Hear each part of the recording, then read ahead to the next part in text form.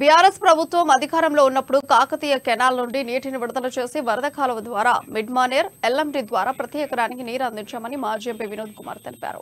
CM KCR ముఖ్యమంత్రి అయిన తర్వాత కాళేశ్వరం ప్రాజెక్టు ద్వారా భూగర్భ జలాలను పెరిగాయన్నారు. నీటి సమస్య ఉందని రైతులు ఆందోళన చేస్తున్నారని, మేడిగడ్డ ప్రాజెక్టును వర్షాకాలం వరకు పునరుద్ధరించాలని కాంగ్రెస్ ప్రభుత్వాన్ని సూచించారు. అదొక పెద్ద తప్పు. తప్పనిసరి విచారించుదాం.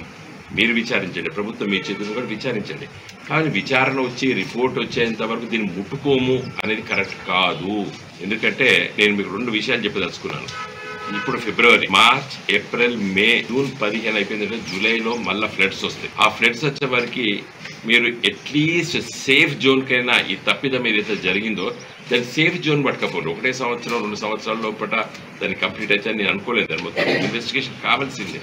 కానీ అట్లీస్ట్ జరిగిన తప్పిదాన్ని సేఫ్ జోన్ వరకు, దాని మరమ్మతులు సేఫ్ జోన్ వరకు చేయాలంటే ఒక కాపర్ డ్యామ్ కట్టాలి. దాని మీద ఎఫెక్ట్ కాకుండా చూసుకోవాలి.